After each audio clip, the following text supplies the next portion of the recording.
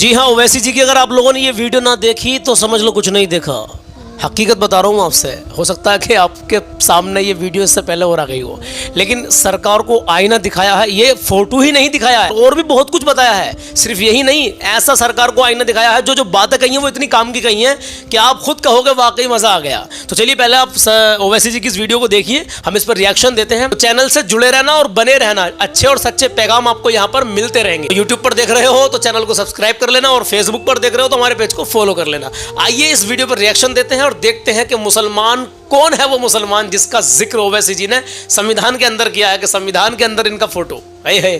अच्छी बात है, चलिए देखते हैं हम भी। और आप में से माँ बहन है, बहुत सारी चैनल से जुड़ी हुई हैं, बहुत सारे भाई ऐसे जिनको संविधान के बारे में कुछ मालूम नहीं, तो उनको भी जानकारी मिल जाएगी। और बहुत सारे मुद्दों पर मुसलमानों की हक की आवाज को इन्होंने इस वीडियो के अंदर उठाया है। और हाँ, कुछ लोग कह रहे थे कि ओवैसी जी संसद में नहीं बैठेंगे, इन पर केस होगा, ये होगा, वो होगा। कुछ नहीं होगा, वही होगा जो मंजूर खुदा होगा और बेहतर होगा। अभी कुछ नहीं हुआ है, इंशाल्लाह संसद में बैठ रहे हैं, अपनी बात भी रख रहे हैं, और कोई ऐसी बात नहीं है दिक्कत वाली। आप लोगों की दुआएं अल्हम्दुलिल्लाह हमेशा इस भाई के साथ हैं। आइए पहला आप इस वीडियो को देखिए। शुक्रिया मोहतरम चेयरमैन साहब, आपने मुझे बोलने का मौका दिया। सुनते रहना।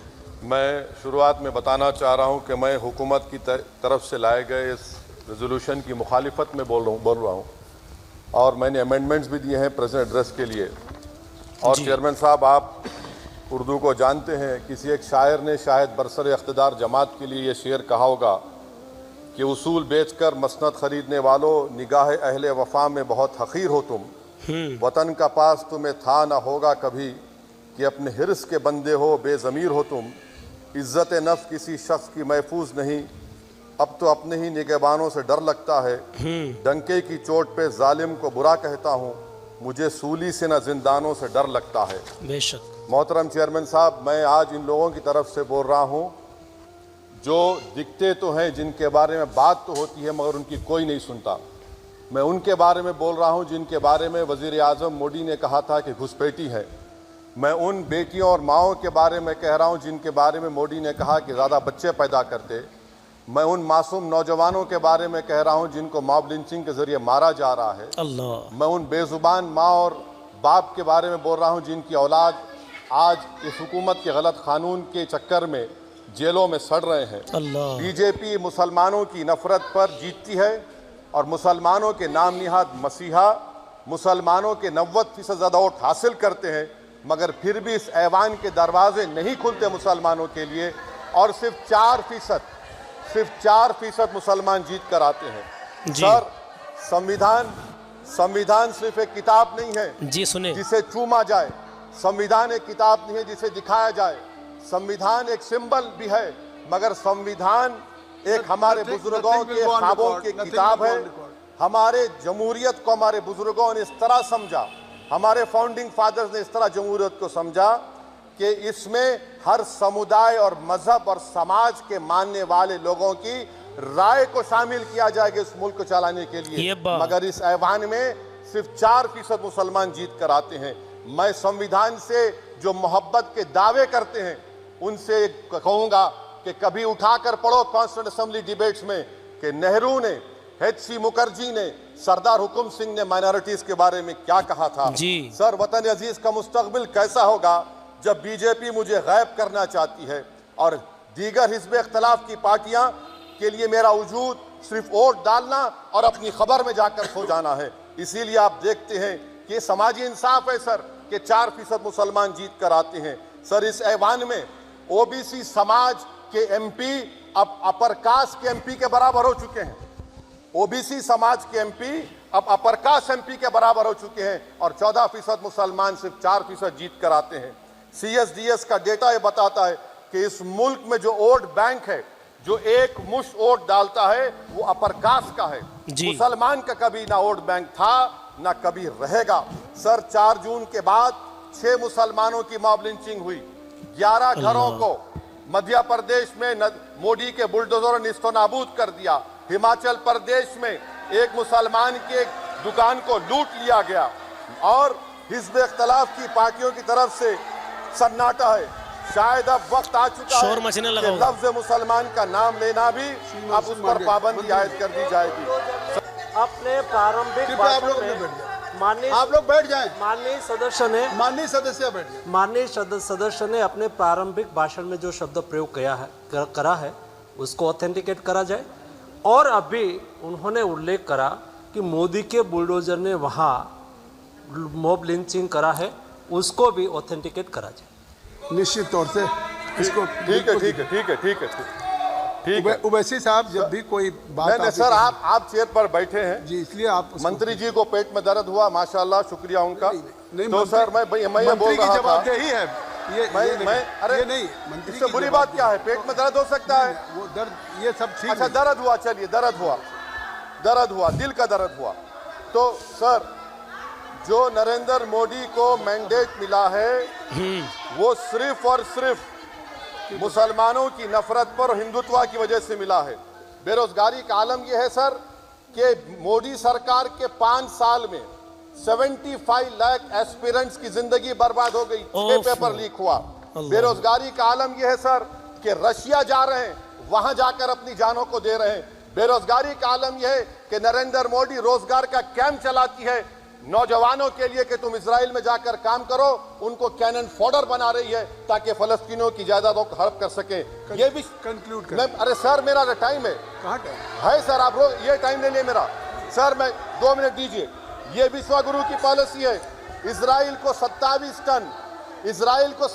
टन हथियार जा रहा है। 9 मिलियन भारत के लोग गल्फ में काम करते हैं। क्या असर पड़ेगा? 47,000 इजरायली फलस्तीनी मार चुके हैं। क्या है हमारी पॉलिसी सर? क्यों हथियार दे रहे हैं सर? नस्लकशी हो रही है। सदर जमहूरिया के खुतबे में राष्ट्रपति के सर, मैं उसी पे बोल रहा हूं सर, उसमें लिखा हुआ है फॉरेन पॉलिसी के ऊपर। आप पैराग्राफ नंबर 25 देख लीजिए। सदर जमहूरिया में सैचुरेशन अप्रोच है। क्यों नहीं मोदी सरकार माइनॉरिटीज को फ्री स्कॉलरशिप डिमांड करती है सर? उसको आपने बजट कम कर दिया। सर, बनारस का बुनकर 18 महीने से मंडी का शिकार है। सूरत और बेंगलुरु जा रहा है। सर आखिरी बात कंक्लूड कर रहा हूं, आखिरी बात सर, पनून केस में निखिल गुप्ता, मोदी ने कहा था कि हम घर में घुसकर मारा, तो निखिल गुप्ता को किसने ऑर्डर दिया था पनून को मारने का? अगर नहीं दिया तो उसको बचाइए, और अगर दिया नहीं तो फिर उस पर पीएमएलए क्यों नहीं लगाते? सर समाप्त करो। कमेटी बनाई आपने, उसका क्या हुआ? सर हम एससीओ को नहीं जा रहे। सर मैं आपको बता रहा हूं कि मैं अपनी इस तकरीर को टीपू सुल्तान की नजर, सुनिए सर, अब हो गया, खत्म कर रहा हूं सर। मैं अपनी तकरीर को टीपू सुल्तान की नजर कर रहा हूं। ये टीपू सुल्तान की फोटो है। क्या आप इससे भी नफरत करेंगे? टीपू सुल्तान सर, ये की संविधान में टीपू सुल्तान की फोटो है, जिस पर वल्लभ भाई पटेल ने साइन किया, श्यामा प्रसाद मुखर्जी ने साइन किया। ये आपकी नफरत है सर। आखिर में मैं अपनी बात को खत्म कर रहा हूं इस शेर पर कि क्या दिन दिखा रही है सियासत की धूप छांव। जो कल सपूत थे वो कपूतों में आ गए थे, इस कदर अजीम के पैरों में ताज थे, इतने हुए जलील के जूतों में आ गए। बहुत बहुत शुक्रिया। इतने हुए जलील के जूतों में आ गए। देखा आपने, ये वो शायरी की है इन्होंने आखिर में। बस समझदार के लिए इशारा ही काफ़ी है। आप समझ सकते हैं ये वो शेर है जो बेबाक बोलता है। ये वो शेर है जो बेबाक बोलता है। आप इस भाई के लिए हमेशा इनको अपनी दुआओं में याद रखना। अल्लाह इनको कामयाबी दे। ठीक है, मैं आपको यहाँ पर एक बात कहना चाहता हूँ। आप में से जिसने भी यहाँ तक ये वीडियो देखी, आपकी जो भी राय हो हमें कमेंट बॉक्स में ज़रूर बताना। ठीक है, इससे हम भी मोटिवेट होते हैं और ऐसे अच्छे अच्छे पैगाम अच्छे आदमियों के, इंसानों के आपको देते रहेंगे, आपके सामने लाते रहेंगे। मैं भारत का मुसलमान, गर्व से कहो मैं भारत का मुसलमान। चलिए इसी पर मैं 2 शेर पढ़ता हूँ, पसंद आएंगे आपको। पहले भी आपने सुना होगा, सुन के जरूर जाएं। ठीक है, आइए सुनाते हैं। मैं भारत का मुसलमान,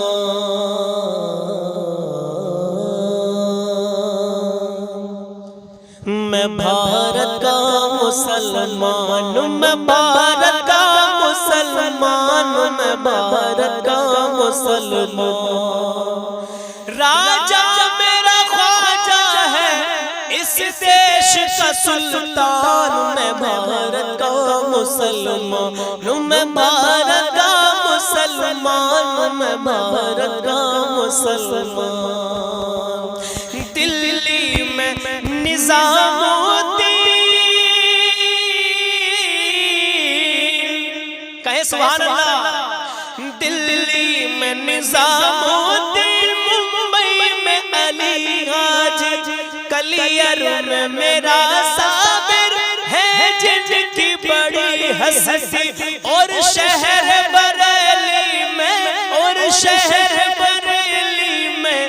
कहते हैं रजा खान, मैं भारत का मुसलमान हूँ, मैं भारत का मुसलमान हूँ, मैं भारत का मुसलमान हूँ, मैं भारत का मुसलमान हूँ, मैं भारत का मुसलमान। राजा मेरा ख्वाजा है, राजा मेरा ख्वाजा है, इस देश का सुल्तान हूँ, मैं भारत का मुसलमान हूँ, मैं भारत का मुसलमान हूँ, मैं भारत का मुसलमान। और ये लाल किला देखो,